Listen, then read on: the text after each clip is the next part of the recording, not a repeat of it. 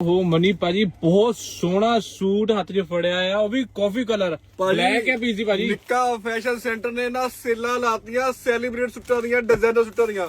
ਆਹ ਸੂਟ ਕਰੋ ਚੈੱਕ ਪਹਿਲਾਂ, ਪਿਓਰ ਕਰੇਪ ਦਾ ਸੂਟ ਆਏਗਾ ਭਾਜੀ। ਇਹ ਤਾਂ ਸੇਮ ਕੋਰਬੀ ਵਾਲਾ ਡਿਜ਼ਾਈਨ ਹੈ ਭਾਜੀ। ਮੈਂ ਕਿਹਾ ਜੀ ਸੈਲੀਬ੍ਰਿਟੀ ਸੂਟ ਆ ਤੇ ਗਲੇ ਦਿਖਾਓ, ਫੁੱਲੀ ਹੈਂਡ ਵਰਕ ਦਾ ਟੱਚ ਦਾ ਕੰਮ ਹੈ। ਦੇਖੋ ਸਾਰਾ ਹੀ ਹੈਂਡ ਵਰਕ ਦਾ ਕੰਮ ਆ ਤੇ ਘੇਰੇ ਤੇ ਦਿਖਾਓ ਬਾਲ ਵਰਕ ਦਾ ਕੰਮ, ਹੈਂਡ ਵਰਕ ਟੱਚ ਦਾ ਕੰਮ ਆ ਗਿਆ ਜੀ। ਆਹ ਦੇਖੋ ਜੀ ਘੇਰਾ ਸ਼ਾਨਦਾਰ ਕਢਾਈ ਦੇ ਨਾਲ, ਤੇ ਇਕੱਲਾ ਹੀ ਘੇਰਾ ਨਹੀਂ, ਬਾਹਾਂ ਤੇ ਵੀ ਕਢਾਈ ਆ ਤੇ ਸਲਵਾਰ ਤੇ ਵੀ ਕਢਾਈ ਆ, ਬਾਜੂ ਸਲਵਾਰ ਦੋਨਾਂ ਦੇ ਫਰਕ ਆ। ਸੂਟ ਦਾ ਕਲਰ ਦੇਖੋ ਭਾਈ, ਕਾਫੀ ਰੰਗ ਜਿਹੜਾ ਲੱਭੇ ਤੇ ਨਹੀਂ ਲੱਭਦਾ, ਕਾਫੀ ਰੰਗ ਦਾ ਸੂਟ, ਉਹ ਵੀ ਉੱਪਰ ਸੈਲੀਬ੍ਰਿਟੀ, ਅਤੇ ਨਾਲ ਦੇਖੋ ਦੁਪੱਟਾ।